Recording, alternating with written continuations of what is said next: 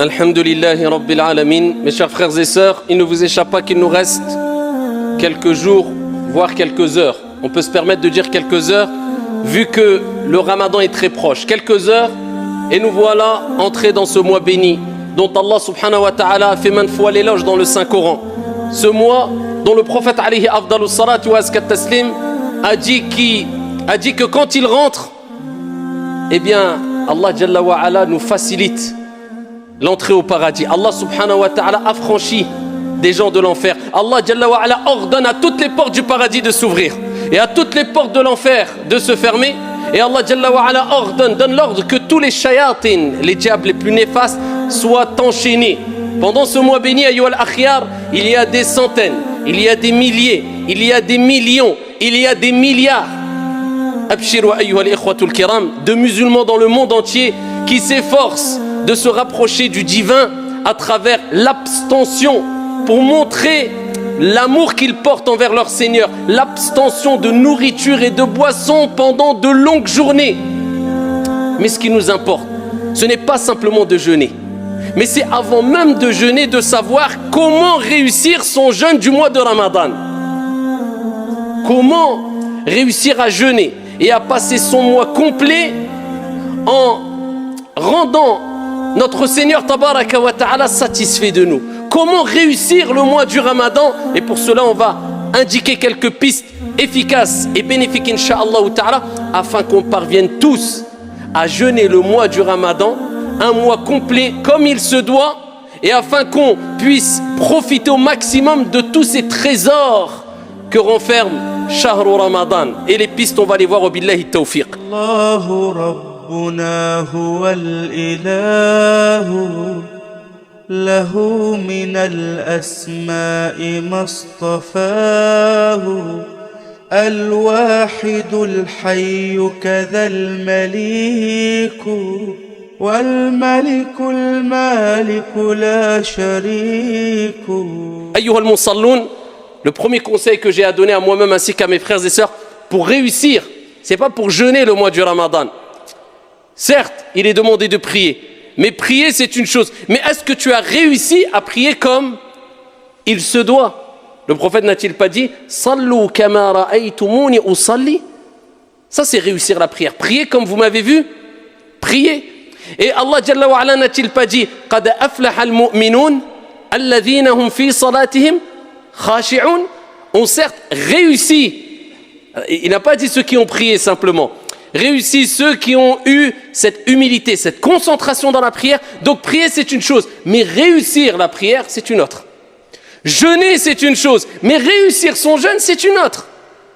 Faire son pèlerinage c'est une chose, mais réussir son pèlerinage c'est autre chose. Donc nous, ce qui nous importe, ce n'est pas que jeûner, mais c'est réussir son jeûne du mois de Ramadan.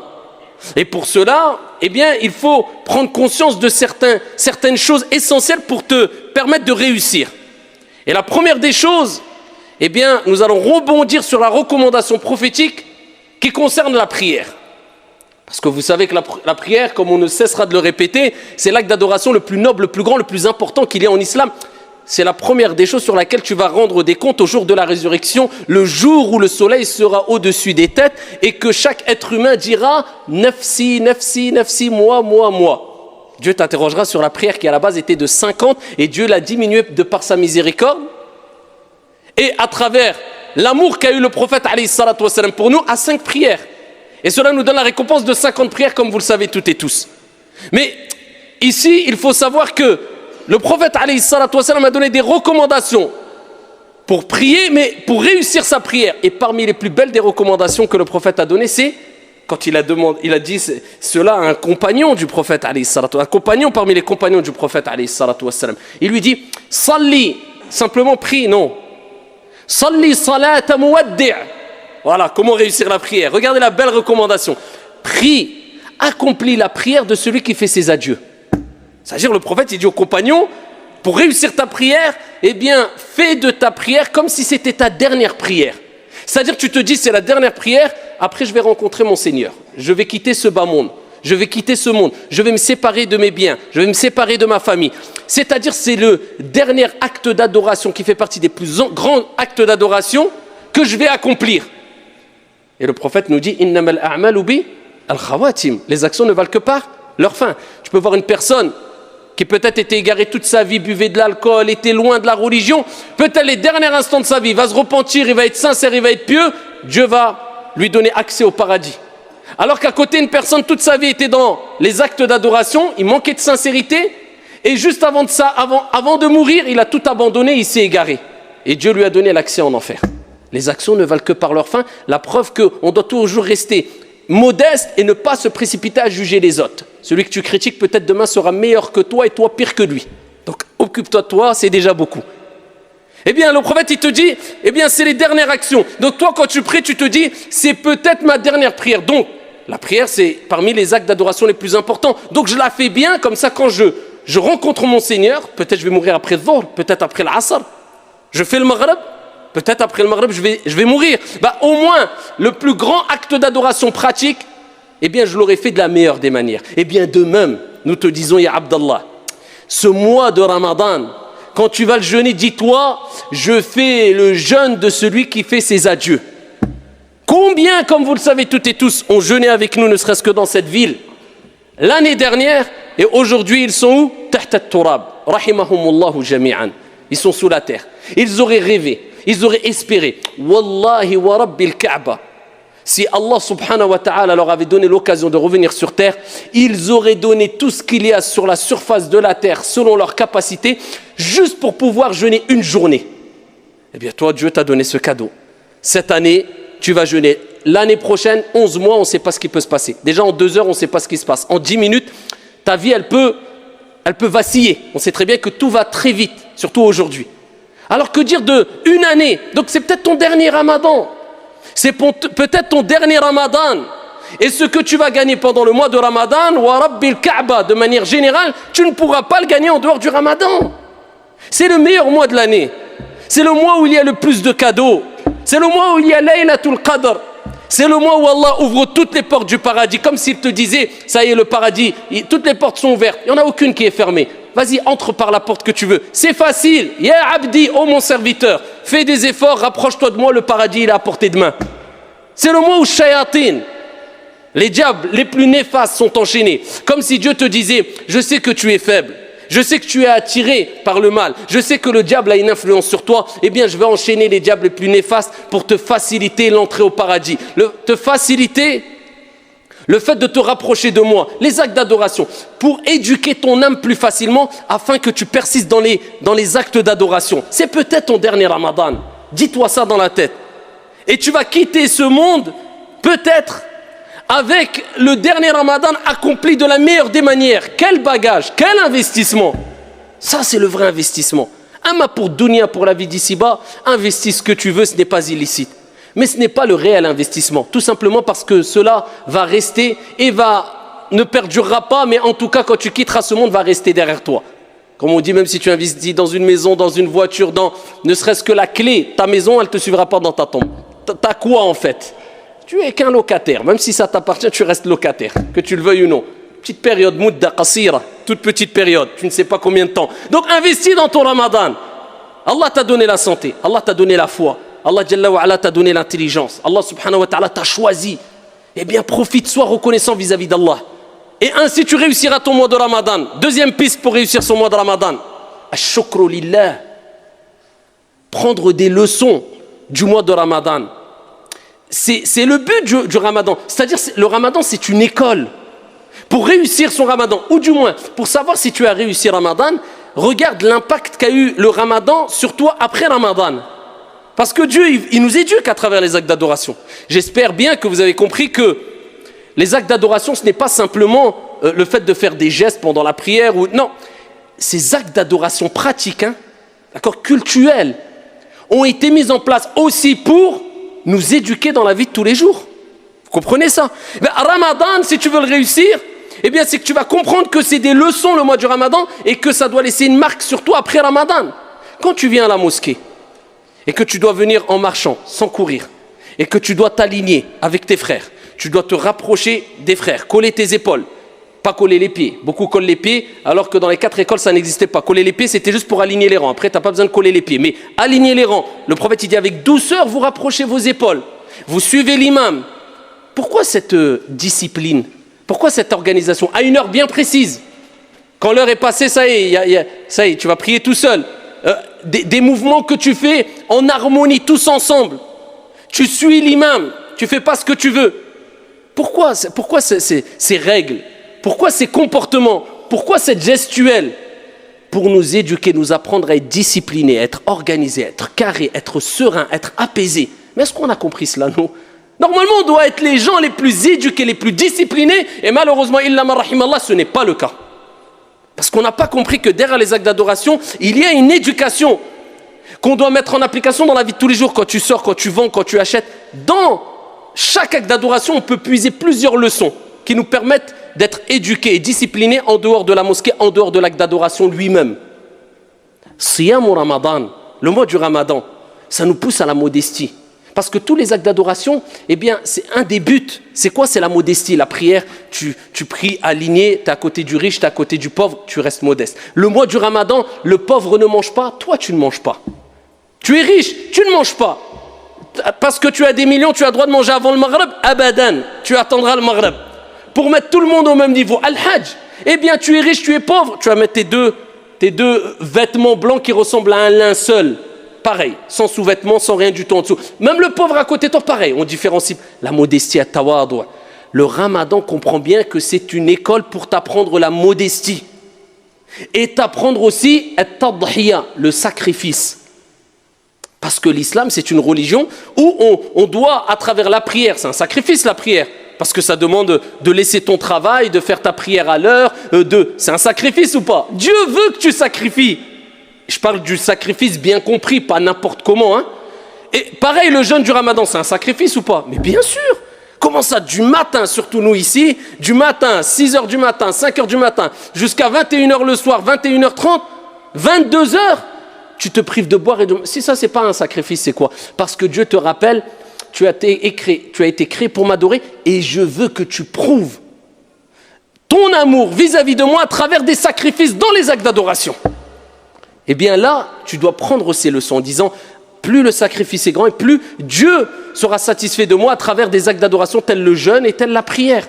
Donc ça te montre que voilà, le Ramadan, c'est une éducation spirituelle, c'est une école spirituelle. Ainsi, tu auras compris un des buts du Ramadan et tu auras réussi ton Ramadan parce que ça te servira en dehors de Ramadan. Les bonnes habitudes que tu as prises pendant Ramadan, eh bien, tu vas les continuer. Pour réussir Ramadan, c'est de comprendre tous les bienfaits qu'il y a dans Ramadan. Et parmi les plus grands des bienfaits et les plus beaux des bienfaits, le prophète sallallahu alayhi wa sallam, fi sahih, comme vous le savez toutes et tous, a dit Man sama Ramadan imanan wa ihtisaba. Ghufira lahu ma taqaddama min dhanbi. Celui qui jeûne le mois du Ramadan, poussé par sa foi, c'est pas parce que par habitude ou pour ressembler aux gens ou pour que les gens disent oh il jeûne ou je ne sais quoi. Non, on n'a à imposer à personne le mois du Ramadan. Et quand on fait un acte d'adoration, on le fait pour Dieu, pour Allah subhanahu wa ta'ala uniquement. Celui qui fait le mois du Ramadan, poussé par sa foi, en espérant la récompense divine. C'est-à-dire quand tu fais Ramadan, tu espères la récompense. C'est quoi le Jannah, le paradis? C'est quoi? Tu veux réussir ton Ramadan? Eh bien, rappelle-toi de ce hadith, celui qui jeûne le mois du Ramadan, poussé par sa foi, en espérant la récompense divine, tous ses péchés seront pardonnés.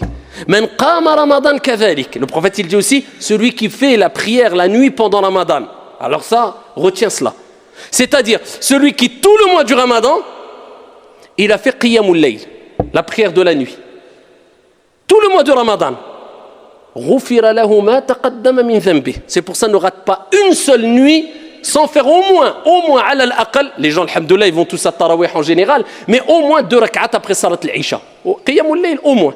Comme ça, tout le mois, tu auras fait Qiyamul layl, le prophète, il dit, celui qui le fait, tout le mois du Ramadan, tous ses péchés seront pardonnés. Par contre, le prophète sallallahu alayhi wa sallam, il nous dit dans le hadith rapporté par Al-Bukhari, et il nous rappelle que Ramadan, c'est pas que se priver de boire et de manger, c'est un comportement, c'est un akhlaq, il dit, celui qui ne délaisse pas Az-Zour, le mensonge, et le témoignage, le faux témoignage, quelqu'un qui ment pendant le mois du Ramadan, il a oublié que Ramadan c'est avec la bouche, c'est avec les yeux, c'est avec les oreilles aussi.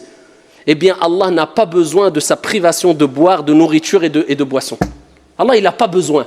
Entre guillemets tu te fatigues. Tu bois pas, tu manges pas, mais Allah il n'a pas besoin de ton jeûne parce que tu mens. Et le prophète il dit dans Sahih al-Bukhari kadhalik, il dit celui qui jeûne, qui entame le mois du Ramadan, il doit s'abstenir de toute obscénité. Vous avez l'éducation? Si tu veux réussir Ramadan, tu comprends que Dieu t'éduque parce qu'il veut qu'il t'a facilité le fait que tu peux éduquer ton âme parce que l'âme elle s'affaiblit. L'âme instigatrice au mal, elle s'affaiblit. Vous voyez, on se sent faible pendant Ramadan parce que le sang circule moins vite dans le sang, dans le corps. Et le prophète alayhi salatu wassalam, il dit Shaitan circule en vous comme le sang circule dans votre corps. Shaitan a moins d'influence sur toi, le corps s'affaiblit, l'âme instigatrice au mal, elle s'affaiblit aussi. Les shayatines sont enchaînées, les portes du paradis sont ouvertes, Dieu te facilite l'éducation de l'âme. Et le prophète, il te dit, donc c'est comme s'il te dit maintenant éduque ton âme. Les mauvaises habitudes, tu es insulté, vous voyez maintenant tout le monde, chaque phrase il dit au moins 3-4 gros mots. Illa man rahimallah. Eh bien là maintenant, éduque ton âme. Tous les mauvais défauts, les défauts que tu avais, essaye petit à petit. On n'est pas des anges, on n'atteindra jamais la perfection. Al-kamal ou lillah. Mais essaye de tirer les plus gros défauts que tu avais. Entre autres, les mauvaises paroles. Le prophète il dit, alayhi salatu wassalam, celui qui jeûne le mois du Ramadan, il délaisse toutes les obscénités. Il dit qu'il délaisse toutes les obscénités. Et si quelqu'un vient le combattre ou le provoquer, il dit, inni sa'im, inni sa'im. On te provoque. Regardez l'éducation du nefs là, c'est facile de se mettre en colère. Mais le prophète il dit le fort c'est celui qui retient sa colère quand il est en colère. Eh bien tu dis je jeûne, paix, laisse-moi en paix. Et c'est comme ça que tu vas réussir le mois de Shahru Ramadan. Pour réussir Shahru Ramadan, eh bien il faut comprendre le verset coranique. Shahru Ramadan alladhi unzila fihi al-Qur'an. Le mois du Ramadan c'est le mois où Allah il a révélé quoi? Al-Qur'an. Allah il a choisi le meilleur des mois pour révéler le meilleur des livres. Pendant la meilleure des nuits, Inna anzalnahu fi laylatil qadr. Wa ma adraka ma laylatul qadr. Laylatul qadr khayrun min alfi shahr.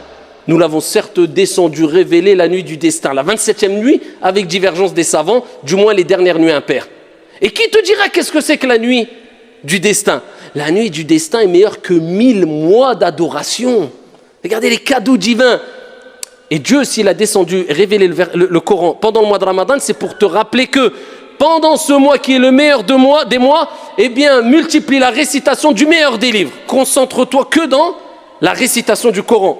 Quand je parle des sujets scientifiques, surtout du moins. C'est pour ça l'imam Malik, rahimahullah, ce grand savant érudit, savant du fiqh, du hadith, il délaissait dans ses assises toute étude du hadith pour se consacrer à quoi? À la lecture du Coran. Le mois de Ramadan, c'est Shahrul Qur'an, c'est-à-dire, si tu multiplies la lecture et la récitation du Coran pendant le mois de Ramadan, vis avec le Coran, essaie de le comprendre, concentre-toi, pas dans la beauté des voix. Parce que maintenant, les gens, ils cherchent les mosquées où il y a les plus belles des voix. Et ça, c'est parmi les égarements qu'a mentionné déjà Omar ibn al-Khattab à son époque. Jusqu'à ce que certains, maintenant, c'est plus une récitation. Warattilil Qur'ana tartila, comme il se doit, mais on mise tous sur les mélodies. Ça devient même quelquefois de l'exagération. Non, sur le contenu du Coran. C'est pas toi qui embellis le Coran, c'est le Coran qui va t'embellir, ya Abdallah. Après, bien sûr, embellir sa voix, c'est demander aussi, mais sans exagération. Le contenu, c'est ce qui nous importe. Et c'est ainsi qu'on va réussir Ramadan si on a mis comme objectif la lecture du Coran à 100%. Je plonge dans le Coran.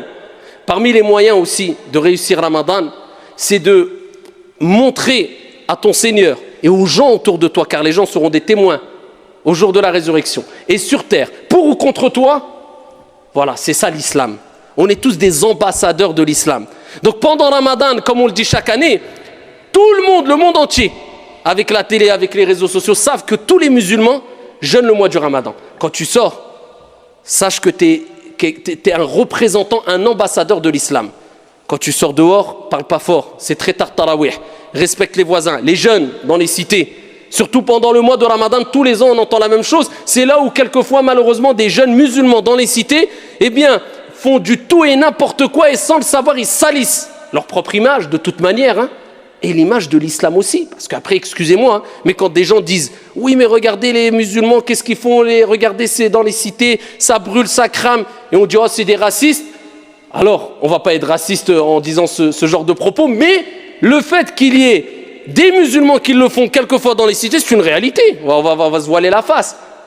Et quelquefois, des gens, malheureusement, vivent la nuit dans les cités dehors et toute la journée, ils restent naas. Toute la journée, ils se lèvent la nuit et ils salient l'image de l'islam.